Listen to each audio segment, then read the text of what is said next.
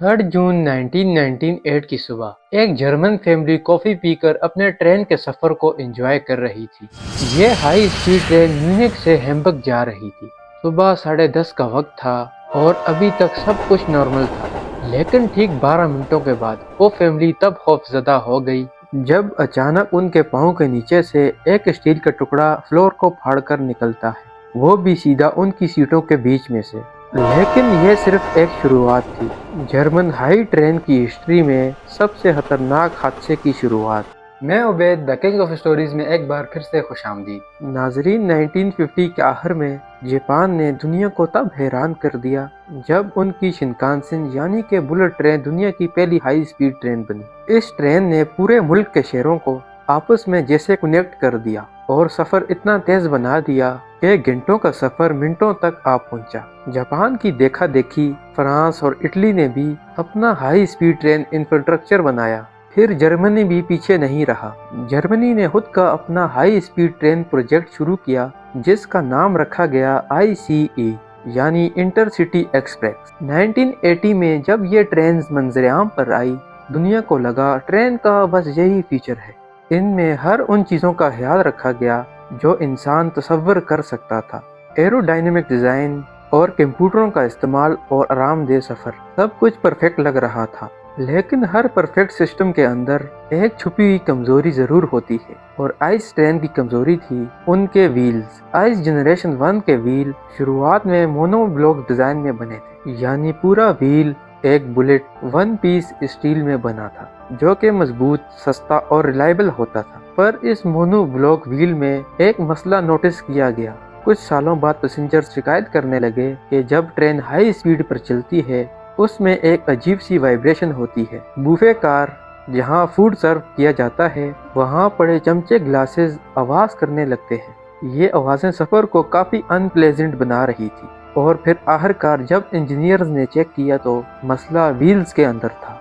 Monoblock wheels बेशक one piece में बने थे और व्हील्स हर साइड से परफेक्ट बैलेंस भी थे।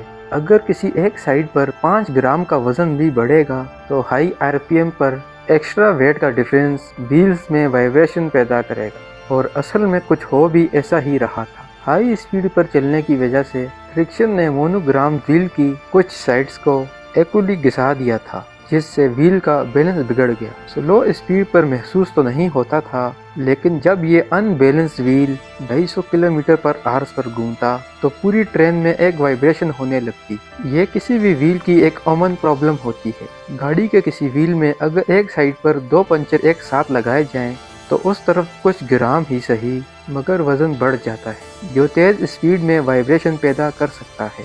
इसको हल करने के लिए व्हील बैलेंसिंग करवाई जाती है और टेक्नीशियन ऑपोजिट साइड पे उतना ही वजन लगाकर व्हील को बैलेंस कर लेता है। पर ट्रेन के लतादार पहियों को एक साथ बैलेंस करना बहुत ही मुश्किल काम हो सकता है, खासकर अगर वो एक ही पीस में बना हो। और व्हील्स को रिप्लेस करना ही ना सिर्फ मुश्किल बल्कि काफ़ी महंगा पड़ जाता है। लिहाजा जर्मन इंजीनियर्स ने आइस ट्रेन के इस मसले को फिक्स करने का एक नया सोल्यूशन निकाला, और वो था रेजिलियंस व्हील। रेजिलियंस व्हील की खास बात ये थी, ये वन पीस में नहीं थे। अंदर की रिंग अलग, बाहर की रिंग अलग पीस में बनी थी। इन दोनों के बीच में लगाई थी रबड़ की एक रिंग जो वाइब्रेशन को कंट्रोल करेगी। ये डिज़ाइन खास तौर पर इस वजह से अपनाया गया कि जब कभी आउटर व्हील घिसेगा उसी पार्ट को रिप्लेस कर दिया जाएगा, ना कि पूरे व्हील को। उस वक्त जर्मनी की ट्रेन में भी ये डिज़ाइन इस्तेमाल होता था, लेकिन मसला यह था ट्रेन सिर्फ 30 किलोमीटर पर आवर्स पर चलती थी और हाई ट्रेन को 2 किलोमीटर पर हार पर चलना था। ये एक बहुत बड़ा मसला था जिसकी बारीकी के बारे में आपको आगे चलकर पता लगेगा, पर उस वक्त किसी ने इस पर ध्यान नहीं दिया। एग्जीक्यूटिव ने बिना किसी टेस्टिंग के रेजिलियंस व्हील का डिज़ाइन अप्रूव कर दिया और फिर 1992 में तमाम हाई स्पीड ट्रेन्स पर ये नए व्हील्स लगा दिए गए। कुछ सालों तक सब कुछ ठीक चलता रहा, लेकिन 1997 में हैनोवर की ट्रेन कंपनी ओस्ट्रा ने एक शॉकिंग चीज डिस्कवर की। उन्होंने अपने ट्रेन्स के व्हील में कुछ क्रैक्स नोटिस किए। उन्होंने अपने क्रैक व्हील के पार्ट बदल दिए और एहतियातन ये बात ड्यूची बान को भी बता दी, जो जर्मनी की नेशनल रेलवे कंपनी थी। क्योंकि मगर उस वक्त आइस ट्रेन में वाइब्रेशन की कोई शिकायत नहीं थी, इसलिए ड्यूची बान ने इस वार्निंग को नज़रअंदाज कर दिया اور پھر ٹھیک ایک سال بعد 3 جون 1998 کو سب کچھ بدل گیا۔ صبح 10:30 بجے آئس ٹرین 884 ہینوور اسٹیشن سے ہیمبرگ کے لیے نکلی۔ اس ٹرین میں ٹوٹل 14 کوچز تھی، 2 پاور کارز اور 12 پیسنجرز کار۔ اندر 287 پیسنجرز اور 8 کرو ممبرز موجود تھے۔ ہینوور اسٹیشن سے نکلتے وقت سب کچھ نارمل تھا۔ کوچ نمبر 1 میں جارج ڈپمنٹ اپنی فیملی کے ساتھ سوار تھے۔ ان کا سفر مزے سے گزر رہا تھا، لیکن کچھ منٹوں کے بعد ٹرین کے فلور سے اچانک کچھ چیز آ کر لگی اور اگلے ہی لمحے اسٹیل کا ایک پرزہ 2 سیٹس کے بیچ سے فلور کو پھاڑ کر اندر نکل آیا۔ یہ شارپ اسٹیل کا پرزہ اصل میں وہیل کا ہی ایک ٹکڑا تھا۔ یہ دیکھ کر جارج اور اس کی فیملی فوراً پینک میں آ گئے، جیسے ان کے پیروں تلے زمین ہی کھسک گئی ہو۔ جس تیزی سے وہ لوہا اندر آیا، وہ تھوڑا سا لیفٹ یا رائٹ ہوتا تو اس کی فیملی زندہ نہیں بچتی۔ اس نے فوراً اپنے بیوی بچوں کو برابر والے کمپارٹمنٹ میں بھیجا اور خود کنڈکٹر کو ڈھونڈنے چلا گیا۔ کنڈکٹر اس وقت تیسری کوچ میں موجود تھا۔ جارج نے اسے سب کچھ بتایا، لیکن کمپنی کی پالیسی کے مطابق کنڈکٹر ٹرین کو تب تک نہیں روک سکتا جب تک وہ خود مسئلے کو دیکھ نہ لے، لہٰذا دونوں مل کر پہلی کوچ کی طرف چل پڑے۔ ٹرین اب بھی 200 کلومیٹر پر ہار کی سپیڈ سے چل رہی تھی اور اب آہستہ آہستہ اس میں وائبریشن بڑھ رہی تھی۔ جب تک کنڈکٹر اور جارج پہلی کوچ کے پاس پہنچے، ٹرین 3 کلومیٹر آگے نکل چکی تھی اور اب وہ ڈینجرس سیکشن سے گزرنے والی تھی، جہاں ٹریکس اسپلٹ ہوتے ہیں۔ ٹوٹے ہوئے وہیل کا ٹکڑا اب بھی ٹرین کے نیچے لٹکا ہوا پٹری سے گھستا ہوا جا رہا تھا۔ جب ٹرین نے پہلا سیکشن پوائنٹ کراس کیا، وہ ٹائر نیچے گر کر ٹریک کے لیور سے ٹکرا گیا اور اس مومنٹ پر ایک خطرناک چیز ہوئی۔ ٹریک سوئچ چینج ہو گیا۔ اب ٹرین کا پہلا اور دوسرا ڈبہ ایک ٹریک پر تھا، تیسرا ڈبہ دوسرے ٹریک پر چلا گیا۔ ٹرین کی باڈی ٹوسٹ ہو گئی اور کوچ نمبر 3 ایک برج کے پلر سے ٹکرا گئی۔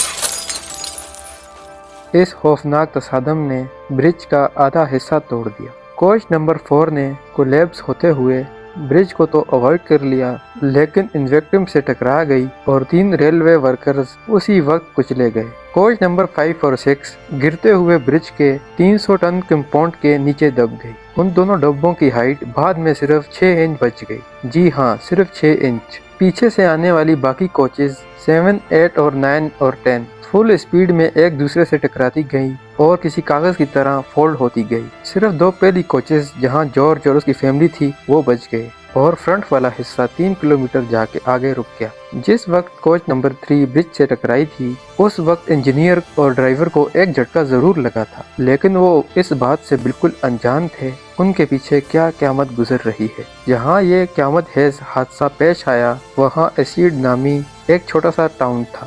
جب وہاں کے لوگوں نے دھماکے کی آواز سنی، سب دوڑ کر موقع پر پہنچ گئے۔ ان کے سامنے جو منظر تھا وہ شاید زندگی بھر کبھی بھول نہیں پائیں گے۔ ٹوٹی ہوئی کوچز، لوہے کے ٹکڑے اور آگ، لوگوں کی چیخیں۔ کچھ لوگ برج کے ملبے کے نیچے پھنسے تھے، کچھ اپنی سیٹ میں اٹکے ہوئے تھے اور پریشر پروف ونڈو اتنی مضبوط تھی انہیں توڑنا آلموسٹ ناممکن ہو چکا تھا۔ ریسکیو ورکرز کو ہیوی مشینریز بنانی پڑی، لیکن پھر بھی پھنسے ہوئے پہلے لوگوں تک پہنچنے میں کئی گھنٹے لگ گئے۔ 1000 سے زیادہ ریسکیو ورکرز سائٹ پر پہنچے، ایمبولینسز، ملٹری ڈاکٹر، سب نے مل کر آپریشن شروع کیا۔ قریب ہی ایک میڈیکل کانفرنس ہو رہی تھی، وہاں کے 40 ڈاکٹر بھی فوراً سائٹ پر پہنچ گئے، لیکن تب تک سب کچھ ختم ہو چکا تھا۔ اس حادثے میں ٹوٹل 101 لوگ مارے گئے، 88 لوگ شدید زخمی حالت میں پائے گئے اور 103 لوگوں کو معمولی سے زخم آئے۔ جو لوگ پہلی 2 کوچز میں تھے، بدقسمتی سے ان کی زندگی بچ گئی۔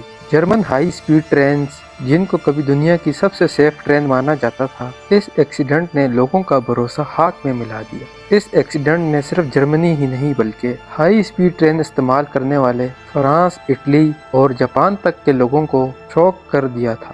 جب انویسٹیگیٹرز نے پوری سائٹ کا انالیسس کیا، تب شروعات میں تو ایسا لگ رہا تھا جیسے کوئی گاڑی ٹریک پر آ گئی ہو، لیکن جب انہوں نے کوچ نمبر 1 کے فلور پر گھسنے والا وہیل کا پرزہ دیکھا تو سب کچھ کلیئر ہونے لگا۔ لاگز دیکھے گئے تو معلوم پڑا ٹرین کے اسی وہیل میں پہلے بھی فلیٹ اسپاٹ کا ایشو رپورٹ ہوا تھا، وہ بھی 8 مرتبہ۔ लेकिन उसे फिर भी रिप्लेस नहीं किया गया। क्रैक्स डिटेक्ट करने वाली मशीन्स भी मौजूद थी, लेकिन फिर भी सारी चेकिंग टॉर्च की मदद से की जाती थी। कंपनी ये कहकर टाल देती थी वो मशीन फॉल्स अलार्म देती है। 1992 में फ्राउनहोफर नामी एक जर्मन रिसर्च ऑर्गेनाइजेशन ने एक वार्निंग भी दी थी कि हाई स्पीड ट्रेन्स पर रेजिलिएंट व्हील्स खतरनाक हो सकते हैं, और 1997 में हैनवर ट्रैम कंपनी ने वार्निंग दी थी, लेकिन दोनों वार्निंग इग्नोर कर दी गई। इंजीनियर्स ने बाद में बताया टायर्स हर दिन 5 लाख मरतबा रोटेट करते थे, वो भी हाई स्पीड पर।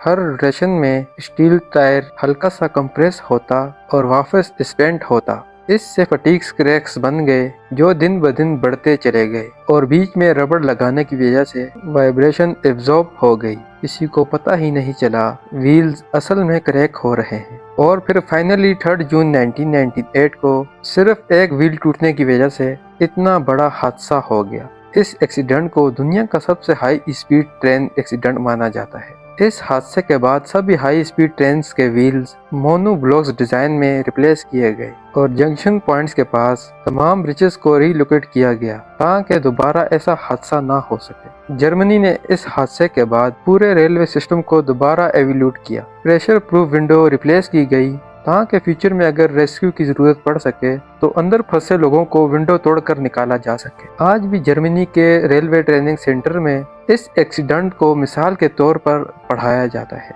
मोनो ब्लॉक्स व्हील में बेशक खर्चा ज्यादा है और टाइम भी ज्यादा लगता है, लेकिन हाई स्पीड पर ये वन पीस में कास्ट होने की वजह से कम टूटते तो नहीं है, और वाइब्रेशन एक सिग्नल होता है कि अब व्हील्स को रिप्लेसमेंट की जरूरत है। अगर आपको ये वीडियो अच्छी लगी हो तो वीडियो को लाइक कर दो, चैनल को सब्सक्राइब कर दो ताकि आपको मेरी हर आने वाली वीडियो टाइम में मिल सके। मिलते हैं एक नई वीडियो में नए टॉपिक के साथ। अल्लाह हाफ़िज़।